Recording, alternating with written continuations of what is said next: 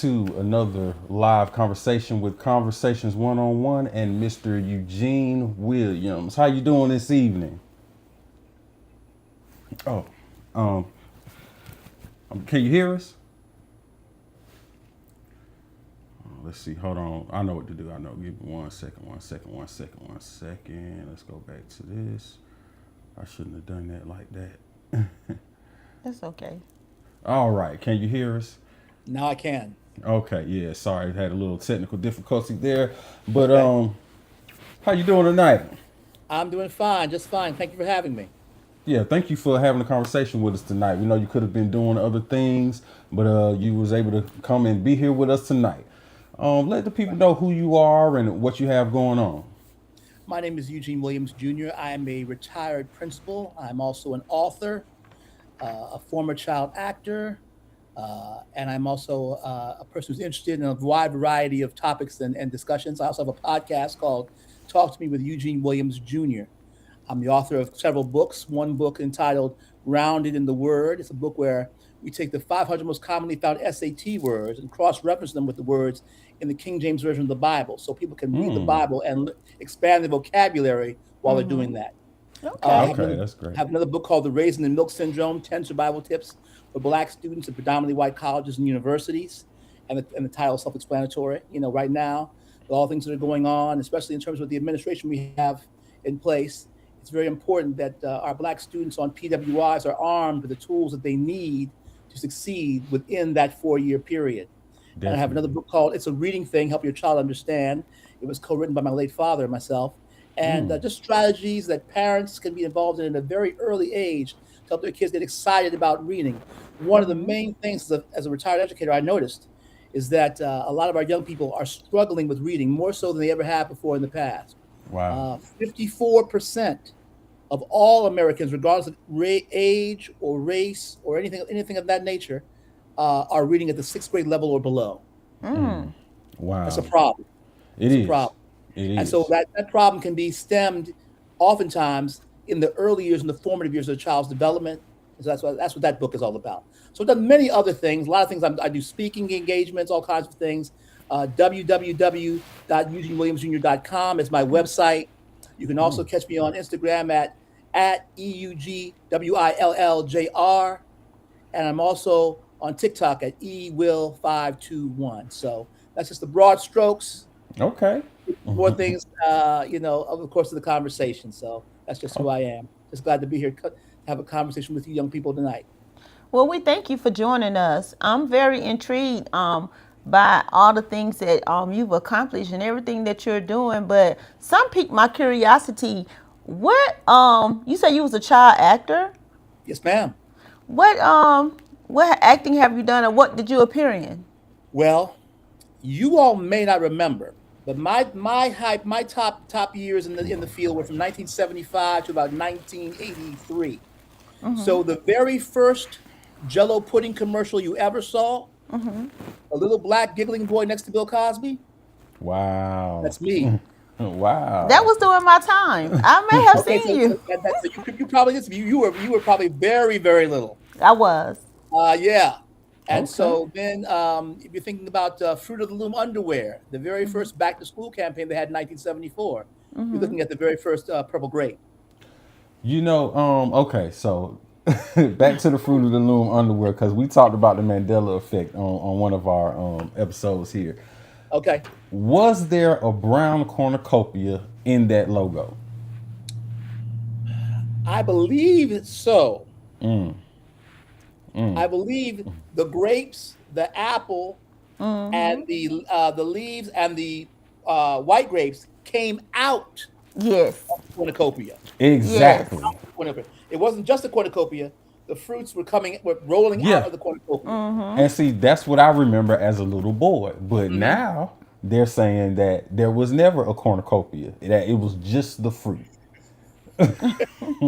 Well, let me tell you how that goes. Remember now, if you go by that, see, advertising changes so much over the course of decades.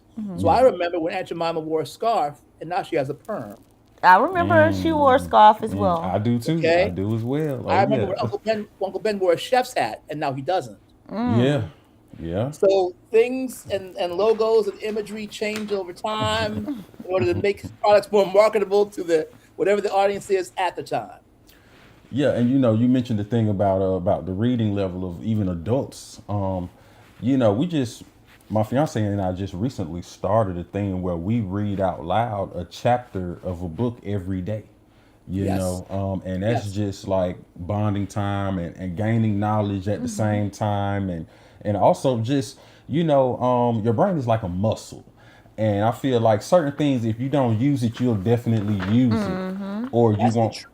Yeah, and or you just won't do it as efficiently or as well as you used to. And And while you're nowadays, talking, while I don't mean to cut you off, but while you're talking about that, please, if there are parents listening to this show, one of the best things that you can do to increase your child's interest in reading is to read in front of your children. oh yeah, Because when children are little, the only thing they want to do is what mommy and daddy can do. And when they see mommy and daddy doing things and finding enjoyment, they're naturally curious about that. I can definitely. think of a story my late father, Dr. Eugene Williams Sr., told me about his father. Now, his father never got past, my grandfather Victor never got past, I think it was the sixth grade. But every morning, he would read the newspaper around my dad and his brothers and sisters. Now, Okay. dad didn't know until later, he really wasn't really reading and comprehending the newspaper that well. But he was doing that to model to the kids. And he would also find out what was in the newspaper by asking the kids who he knew were in school. So, what do you think about this? What does this say right here? What do you think about this article right here? And quiz them in that way. And that's how he was able to amass the knowledge he had to get from that publication. So, That's what's up. even if you are not particularly well versed in reading, there's all kinds of tricks and things you can do to get your kids on board. Oh yes. Definitely leading by example. Yes. Yes. Yeah. So we want to get into one of the topics tonight. Get just a little political here. Okay.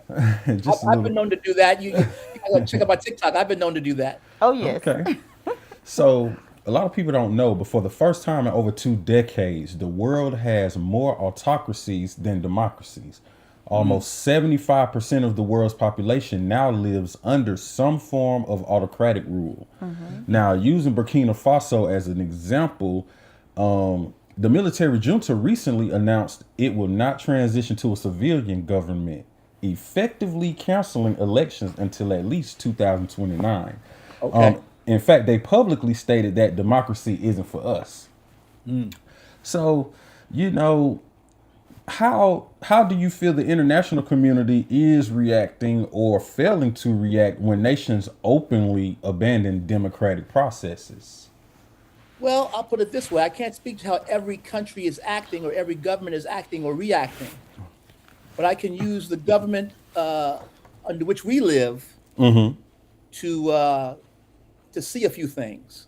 Okay. Well, for example, if you're living in our country right now, you're hearing a lot of talk about rumors of certain folks beginning to think about canceling elections or postponing elections, or the word they're using now is rigging elections. Yeah. Oh yeah. I don't know the truth or untruth of those rumors, but I can tell you this: more and more and more, it seems as though we are becoming less of a democracy, at least in terms of what democracy means on the general stage. When you think about the fact that we have voting, individual votes that can vote and that count, but then you have the electoral college, Oh yeah. and sometimes, at least to the human eye, subvert what may have been the will of the majority of the actual people. So you have to look at that part of it. You also look at the part of, some people would give you the argument that America was never a democracy. It was a republic.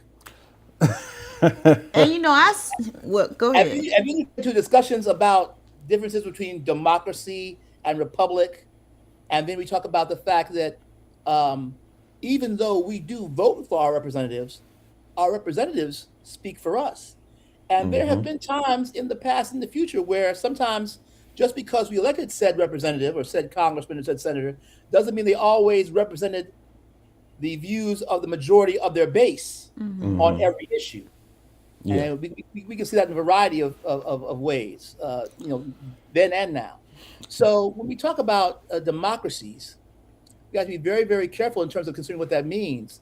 And what would it look like if, everything we did, everything we did was based on the majority of the voters, regardless of the states, regardless of the gerrymandering, regardless of whatever, whoever got the most actual votes won the election. We know for a fact there have been cases in recent memory where the person who got most of the votes, Oh actual physical votes, did not win the election. So there's all kinds of things about with that with regards to that issue. yeah. I want to chime in here.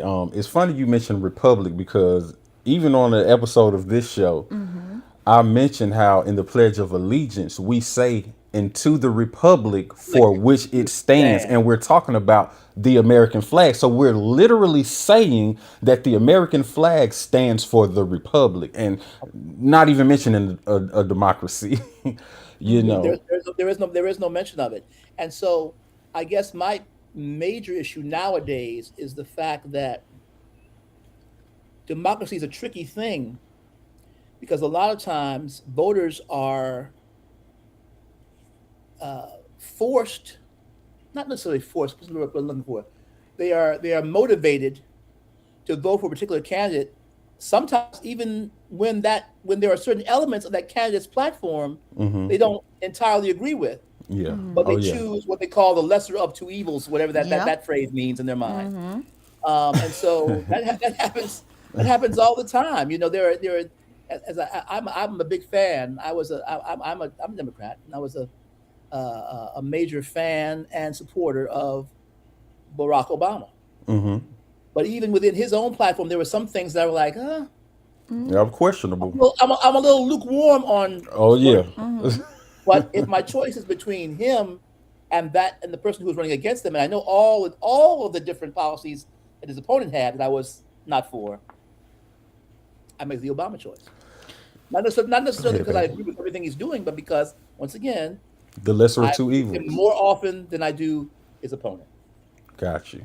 At the end of the day, do you feel like both are the same? The Democratic Party and the Republican Party are the same entities? I, Because throughout the years, the Democratic Party hasn't did. I mean, it's a few things that moved forward.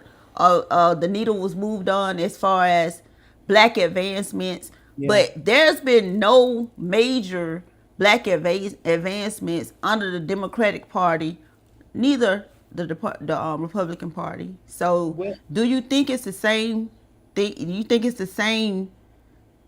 Do you think it's the same thing? Just the same? I called it the same beast with two different heads. I I know how why people would think that, and I don't necessarily think it's to that extent.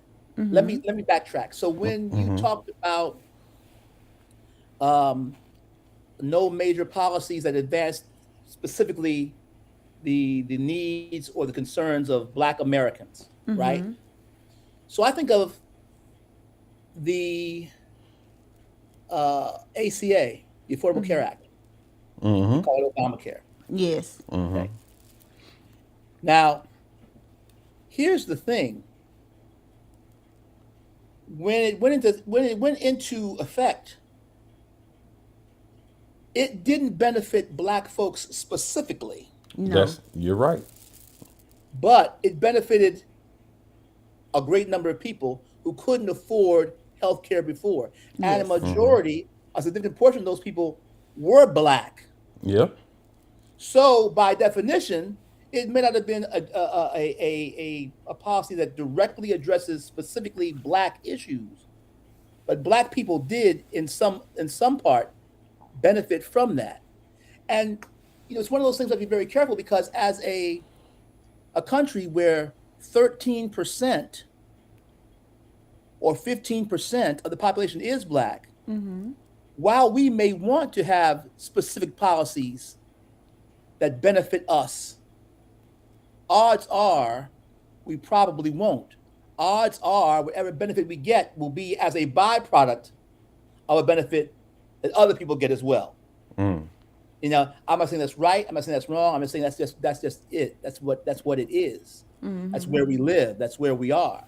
So I can think of that. And then when I think of other things, for example, you know, we talk about um, DEI. We talk about affirmative action. Well, we know that the majority of people who benefited from affirmative action were white women. We know that. Mm-hmm. Oh yeah. But some black people did benefit from it Yeah. Some did. more than would have gotten jobs if it didn't exist. Well, It's not, it's why not can't perfect. It's not perfect, but it's better than what we had. why But can't I we? hear what you're saying. I'm sorry, I didn't mean to interrupt you, but I just Go want ahead, to know go ahead. why can't we get a anti-lynching law from either party? Because that's something serious that we need, and lynchings has started back up. They're calling them Yes, suicides now, but they're yes, actual lynchings. So yes. why can't we get that from either party? Well, let's go back to this point. So I give you that side of it that I just told you. I give the other side of it. So we're talking about our two major parties. Number one of the biggest problems is we only have two major parties. Yeah. A lot of other countries have multiple parties to deal with a variety of issues. That's one. We're still stuck with two. Yeah. Now, we consider that also. I'm not accusing anybody of anything. But here's what we do know between both parties. Um, a lot of these people that you see on TV every night arguing with each other, going back and forth with each other, their kids are going to the same private schools together. They're members of the same country club, many of them. Mm-hmm. They went to the same colleges and are part of the same fraternities, many of them. So whereas you might get into the performative back and forth of, well, my way is right and your way is wrong on the MS Nows and on the CNNs and Yeah. on the Foxes, for the most part, a lot of these people are of the same class, uh, the same ethnicities, the same uh, backgrounds financially in many cases. You know, the majority of people who are in Congress and Senate, these are a bunch of lawyers. Mm-hmm. And so while I can't necessarily sit there and say that black people have not benefited in any way by what the parties have done. I mean, I think about the Civil Rights Act, the Voting Rights Act, and all those different things. Those are major things that we should not forget. I'm also not so blind as to realize that there are a lot of commonalities between the two parties that keep even more progressive things from happening in many instances. Yeah. So I've got something to support what you said about democracy and what she said about it kind of being all the same thing.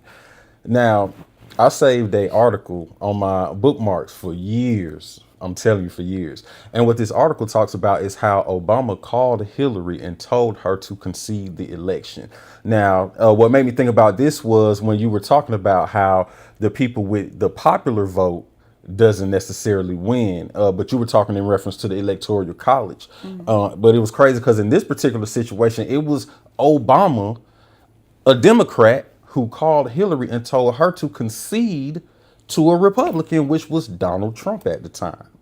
And it's just crazy because it kind of makes you distrust, the official narratives because something may be going on behind the scenes. There's always, I would imagine, something going on behind the scenes when it comes to politics. Oh yeah. Oh And for yeah. us to say there isn't would be crazy. Here's what I know. If you ask, and of course there's always some troll or some person who wants to, be obstinate on purpose and deny this. Mm-hmm. But if you ask the average American how they're doing financially, what prices are like for them, what healthcare is like in terms of affordability. Can they buy a house? Can they rent an apartment? Can they afford these things? If you ask them and say, is it better now than it was then, as in Obama, as in Biden? And this is not trying to be partisan. This is just, you look at the numbers. I Mm-hmm. mean, I don't have to tell you, you can Google this. Mm-hmm. Prices are higher. Oh yeah. Houses are higher. Facts. Healthcare is harder. Mm-hmm. people are losing their jobs. Mm-hmm. I think we lost 23,000 jobs in 1 month, just last month at least. So things were better if the people are honest with themselves. They were better for the whole of the nation then than they are now.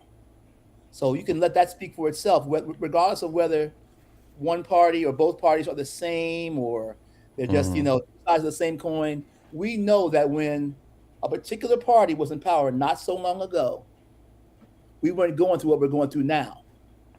That another party's in power. I can go by that. Now, in terms of all the other points you're making about two sides of the same coin and behind the scenes and all kinds of hijinks and all that, yeah, sure, of course, that's been happening for years. Yeah. That's what people of a certain class do when they're trying to distract the people of another class from realizing they have more power together than they have apart. Mm. A lot of these arguments that are forced between black and white, that are forced between Mm. poor and working class and middle class, Mm-hmm. we're so busy barking at each other and missing the greater picture, and other folks are flourishing, benefiting, earning millions, earning billions, earning trillions, That's right. while we're down there not realizing that we have way more in common than we don't, and we're just making it easier for other folks to kind of run away with all the bags. I can agree with that. It's distractions. Go ahead, baby. Yeah, what I wanted to put in on this, I think it's about being divisive. Like you were saying, and that's what I was finna say. It's about being divisive and dividing the country, because why do we have two different parties if those parties are supposed to be serving the people?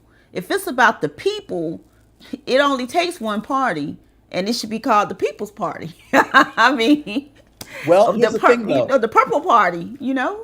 Even if we had the People's Party or the Purple Party, what do we know about people?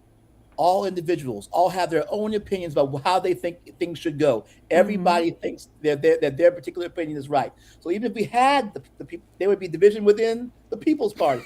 Oh, yeah. In every major organization, there were King thought one way, Brother Malcolm thought another way. Yeah. Oh yeah. Yeah. Booker T. Yeah. Washington thought one way, W.E.B. Du Bois thought another Thought way. another way. Yeah. Oh yeah. So even within those groups that need to be unified in order to achieve, there's a variety of different thoughts. So there's no way we would ever. It is a wonderful idea. This is just my Mm-hmm. opinion to think of a one party, People's Party, Purple Party. I get all that, but there are so many different people in this country with so many different experiences, so many different things they've gone through in terms of how they got here, what happened to them when they got here, what their story was, what their journey has been to this point. There's always going to be enough different opinions that you're going to have some representation of all the different ideas and thoughts. So closing this topic out, when a country like Burkina Faso openly rejects democracy and we see voter turnout dropping worldwide, is the democratic experiment failing, or is it just evolving into something else altogether? I think it goes back to what you were saying before, that in some small respect, changes are being made democratically, but people aren't seeing enough change Mm-hmm. for them to think that their vote actually makes as much as a difference as people tell them that it does. Gotcha. So here's the thing. If you are a poor person of color from inner city Chicago, Mm-hmm. and you had 5 cents in your pocket in 1980, and in 2026 you have $1.50 in your pocket, you still broke. Yeah.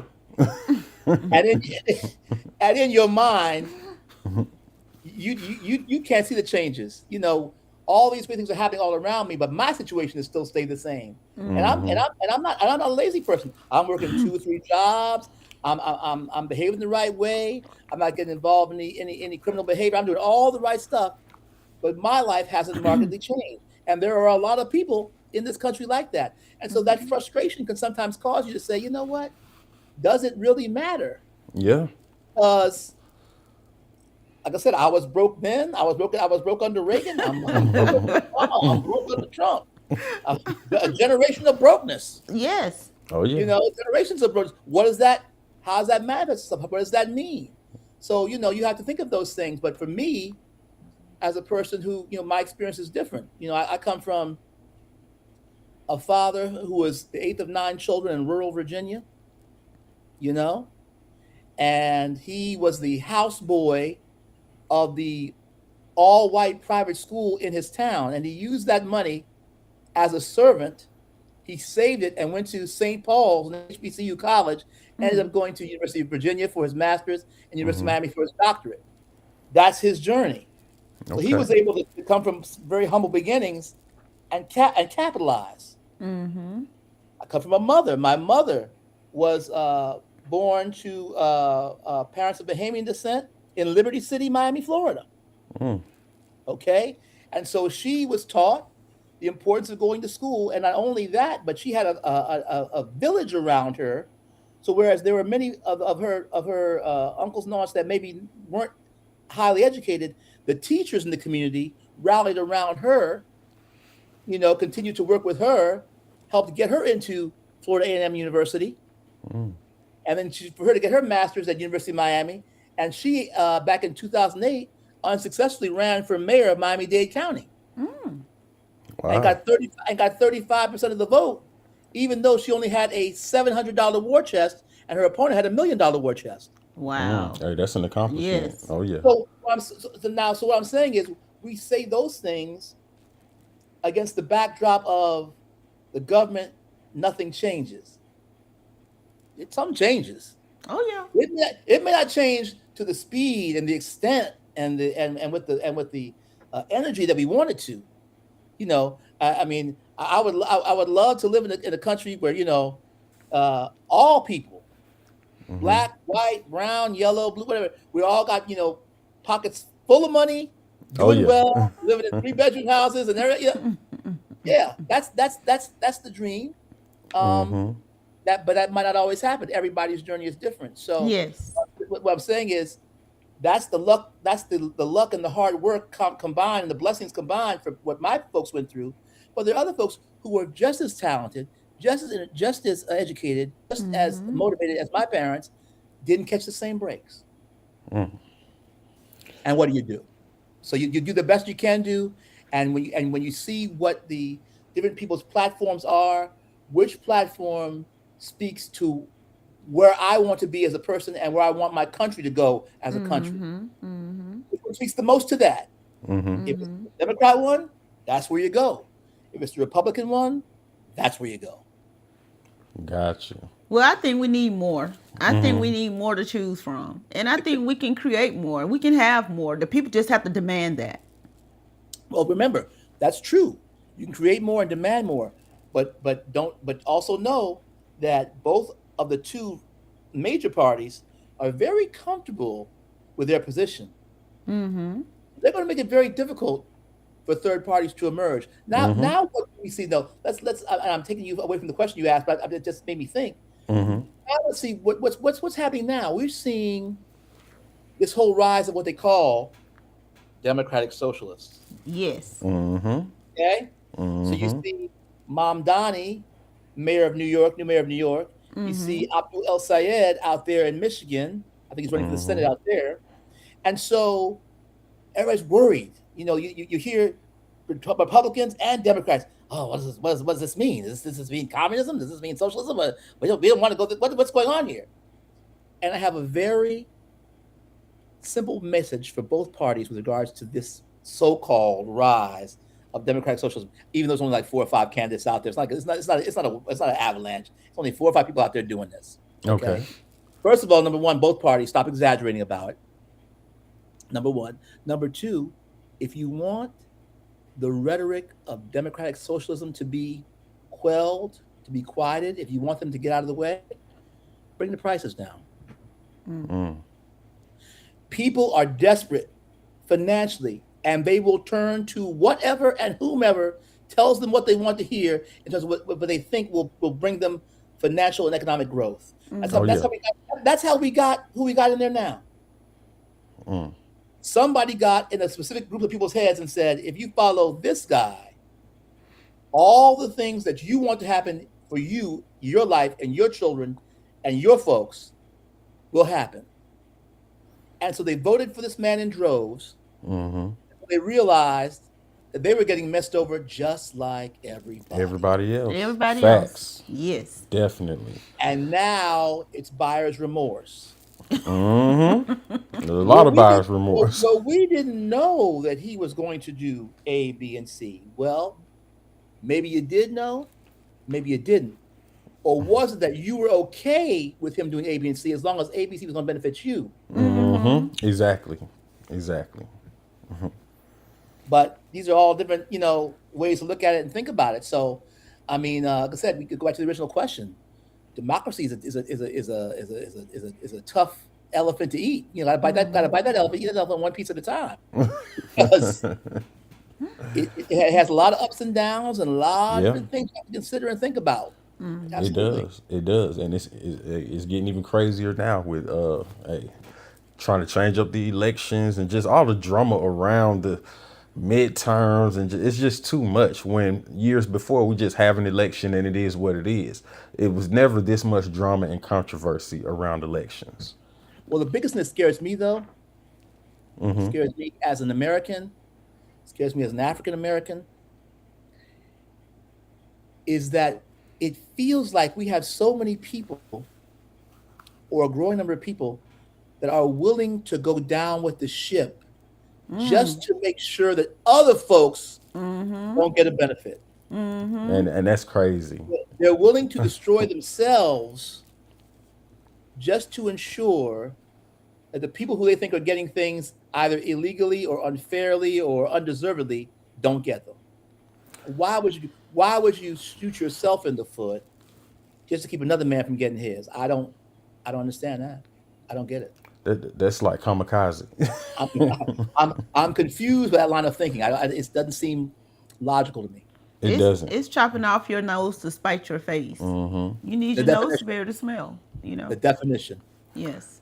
And speaking of things to be afraid of, as an African American or Black person, let's talk about the issue of business, often Asian owned, operating in Black communities while selling products that are statistically linked to negative health outcomes. Now, we've got the beauty supply stores, we've got the Chinese food restaurants, we've got the liquor stores. And a lot of times when we shop in these places, we're not even treated fairly. We don't even feel like we're liked or welcomed, but we're the reason for the prosperity of said business. Yes. Okay. Now, a lot of the beauty supply products, well, Black women, first of all, they purchase and use more beauty products per capita than any other demographic. Yes. Yeah. But a 2026 analysis of hair products marketed primarily to Black and brown women found that 17% contained chemicals linked to cancer or other serious health harms, including formaldehyde releasing agents. Yes. Yeah. Now, they also done other studies that show Black women who use chemical hair straighteners face a 30% higher risk of breast cancer compared to white women who use them. So we've got all these issues going on with products that we willingly purchase. I mean, from people that seemingly don't even like us. Right. Now, and I've been saying for a long time, we need to, first of all, we have to stop just letting anybody come into our community and set up shop, because there's a lot of other communities that would not allow a Black business to set up shop in their neighborhoods, and that's just keeping it real. Also, we need to be, I feel like it's deep, and it could be being done on purpose, or it could be conspiracy theory, but they'll display images of beauty on TV, in magazines back in the day, on social media. Okay. Now the average person feels like to feel adequate, they need to look like this. They need to look like what they see all over the place. Then they go to the beauty supply store to get the things to make them look like this, not knowing that these very products are causing health problems. Right. And that's a problem in and of itself. But put on top of that the fact that when you go in the store, the people behind the desk or that own the establishment don't even want you there. Mm-hmm. Yes. Well, here's the thing though. That going back to you've hit so many different issues that, and you piqued my interest in all of these things. I'm going to hit all those points. Let's go back to the original point you said you talked about how Black people are shopping in places where the folks don't even want them there. And you started the question off with you talking about Asian businesses. Well, the concept of Black people shopping at places that don't want them there is not exclusive to Asian businesses. Yeah. Asians just want people. There are Asians that own businesses. There are people of Middle Eastern descent that own businesses. There are people who are white who own businesses. There are people who are Black who own businesses. Who don't always treat their customers the way they should. Let's be real about all of these things. So if you're a Black person and a customer and you're being mistreated, that is not a unique situation. No matter what store you go to, no matter who's in charge of it, even sometimes your own folks. So that's one thing. Now, you talked about how some of these stores are engaging in the selling of things that are harmful to the health of their Black customers. So, just like you found that out, right? We've all got Google. Yeah. I was thinking the same thing. We've all got books. So here's the thing. So on the one hand, yes, we would like to live in a world where people would never want to make money off of making us ill or sick. But if we know these products make you ill or sick, and we continue to purchase them, who's the real fall guy here? Yeah. So my thing is, when we're talking about Black hair care and beauty products, I have to be very careful. But as a Black man, I have to watch how I talk about women in Black hair care. I know that. Yeah. I also know that some of the most beautiful hairstyles are natural hairstyles. Yes. At least in my estimation, from what I've No, seen. I agree. I agree. And so when you are trying to achieve a look that is not intrinsically or organically your own look of the people who look like you, you're going to have to do some modifications to your body to make that happen. Facts. So you remember, so if anybody's watched the Malcolm X movie, you remember the scene. Oh, yeah. Very well. Where he was trying to get his hair conked, fried, dyed, and laid to the side. Oh, yeah. All right. And he put that stuff in it and burned his whole scalp. Now, he's willing to burn his scalp to have hair of a texture that's not naturally his hair texture. He's willing to damage himself to do that.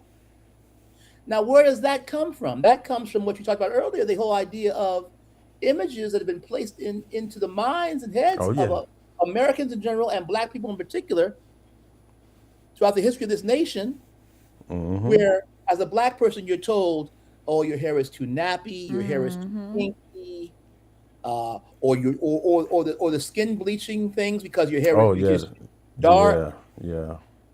You know, not to mention the colorism that even occurs within the African American community, and so how the African American community upholds those standards that the other folks, the other man, is trying to place upon us. So there's so many things that go into that. The first thing that has to happen is people like you continue to educate Black folks on these things, and hopefully they'll hear this and realize, is pressed hair worth breast cancer?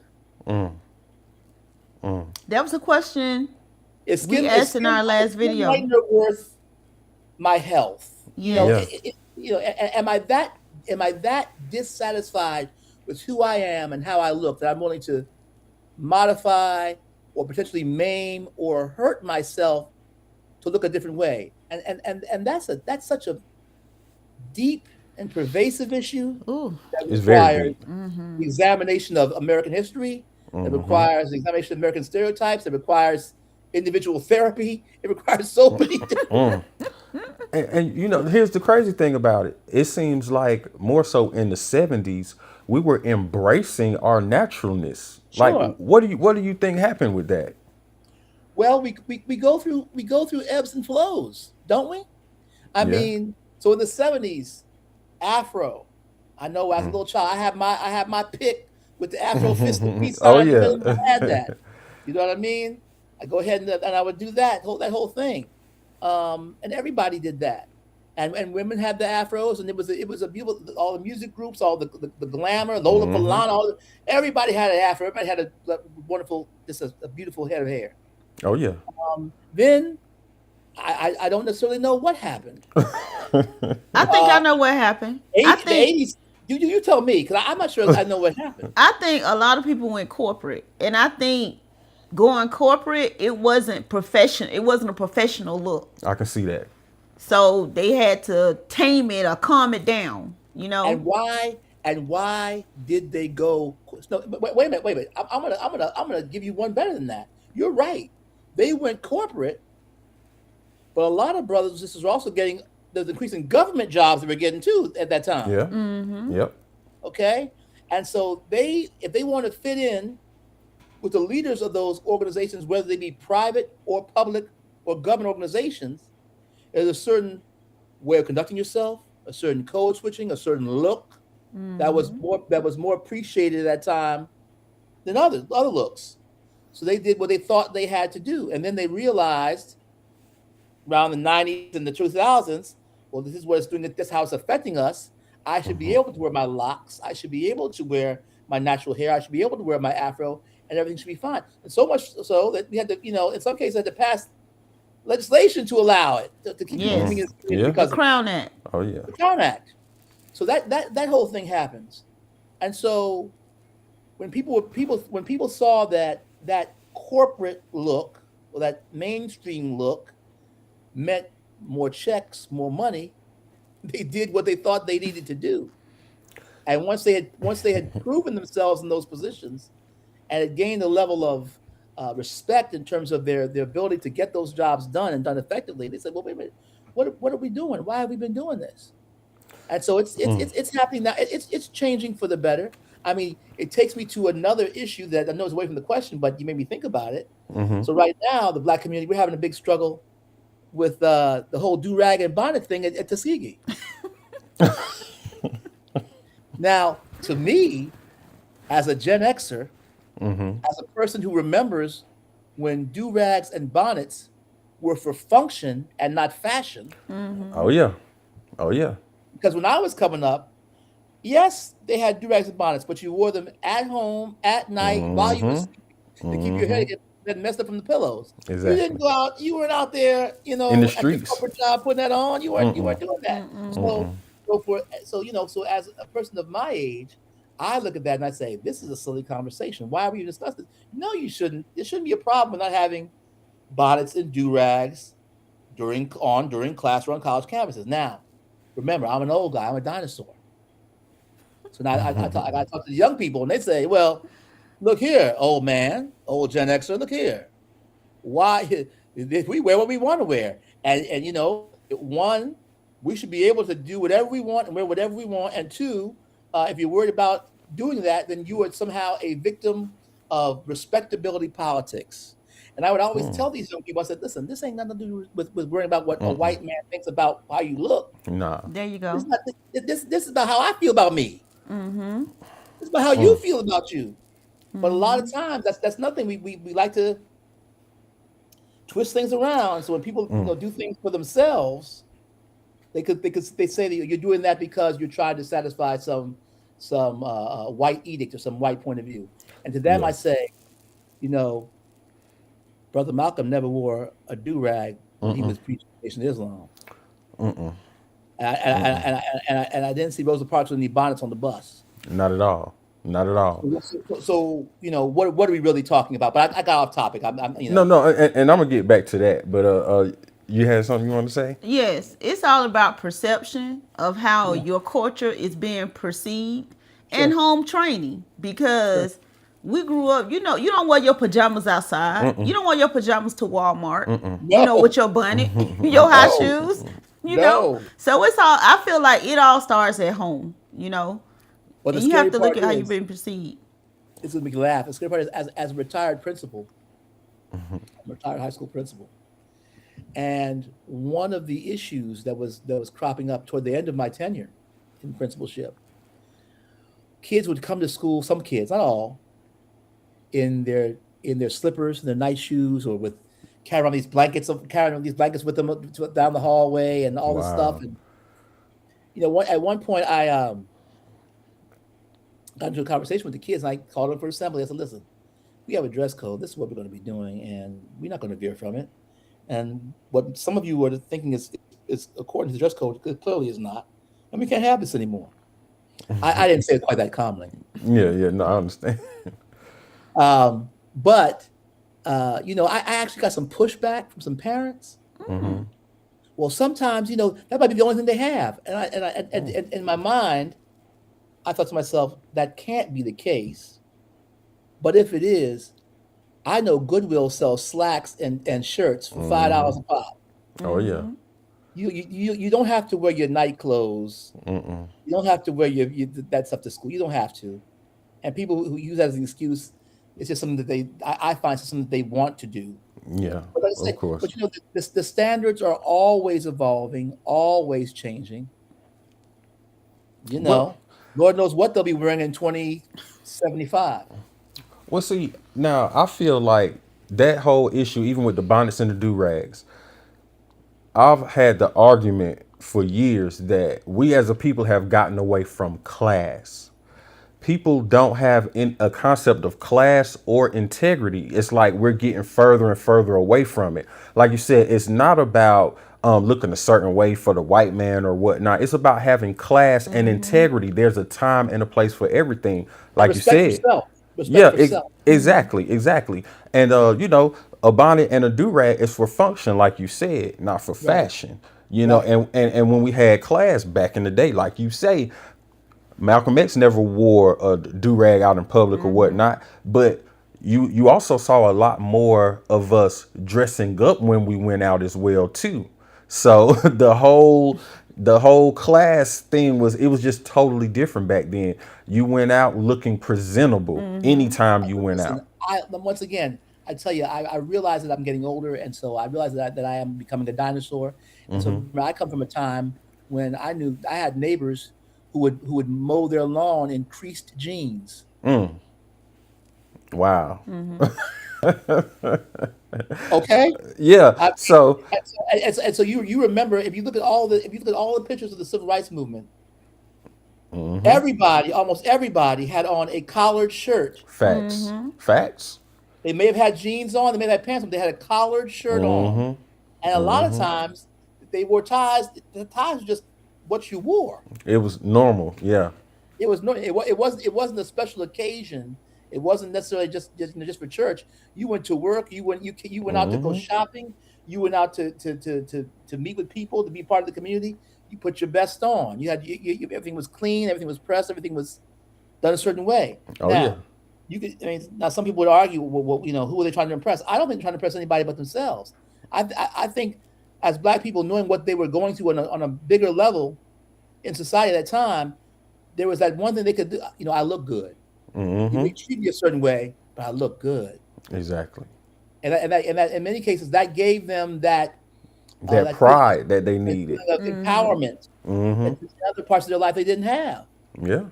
But like I said, as you get older and as times change, everybody's views get twisted around and change. And so my goal is to just care about everybody, share my thoughts with them, eat the meat and spit out the bones. That's where I'm at this point in my life. How serious do you think the movement would have been taking if we had our if Malcolm or even Martin would be walking around with their pads sagging and do rags on, the women with their bonnets on and in their house coat and house shoes out there marching? How serious do you think those people would have been taking back then if they was dressing the way they do today? Well, we'll never fully know for sure because it didn't happen. But I know this, based upon my knowledge of what were the prevailing ideas about what Black people should be doing and thinking and working towards at that time, they would not have been taken seriously. Not at all. I can't help but believe part of the reason they conducted themselves in the way that they did was because they wanted to be taken seriously by not just white people, but especially by black people, because the worst critics of us Are ourselves. have always been us. Yeah, facts. Definitely. Definitely. I remember in the late 80s, early 90s, if you had like a woman in particular, if you had weave or anything like that, it was shunned upon. I remember shows like Martin where, hey, you had characters like Shanae and Pam had the buckshots in the back of her neck or whatnot. Yeah, I remember. And he would get on her for having weave in her head or whatnot.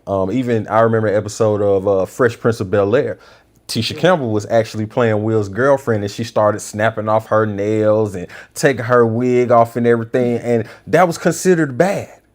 But remember at that time, though, there was also we were going through a change in terms of consciousness even then. So we're moving from Run DMC and KRS-One, like that. Yep. But now we're moving to gangster rap. But moving kind of at that point a little bit out of gangster rap back into Public Enemy. Back into Arrested Development. Yep. Tribe Called Quest. All that. So Leaders of the New School, all those different groups that were talking about a kind of a new type of Afrocentric consciousness. Yeah. That kind of made it possible to shun that whole 80s, early 90s thing of wanting to look like everybody else. Yeah. And so, I'm sorry, go ahead. I just had an epiphany.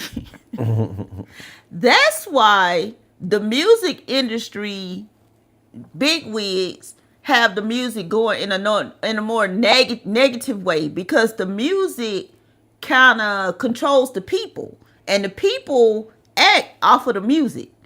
So if the music costs, if the more positive music, the pro-black music caused the people to shun the wigs and the extra aesthetics and get into the more natural vibe, then this gangster music and this kill music, nigga, you know what I'm saying? Just killing each other. Then that's what's going on now. It's like crazy. Do you recall the rumors? And if you go on the internet, you can go down a rabbit hole about these type of rumors. But the rumors back in the late 80s of record execs getting together in private meetings. Oh yeah. Oh, I've definitely heard about that. We have a video on that on our channel. Talking about the type of music they wanted to promote. And then some of those music execs having ties to prison complex companies. Yes. Knowing that by drumming this music into black ears in black neighborhoods, it might inspire the young people to engage in behaviors that would land them in the very places that some of them wanted them to be. You have to think about all of that. And then remember now, imagine, I mean, if let's look at today's music, and like once again, when people see this, especially younger people, they're going to say, "Who is this old man talking?" But I listen to the music. I listen to it. I love a good beat. But once you get to a certain age, there's a lot of good beats out there. Oh yeah. The Pharrell, the Timbaland, all there's a lot of good beats out there. I think is now I start listening to the words, and what I realize in a lot of these songs, there's no words. Well, it doesn't sound like there's intelligible words. Oh yeah. Hey! You gotta throw an ad lib in there.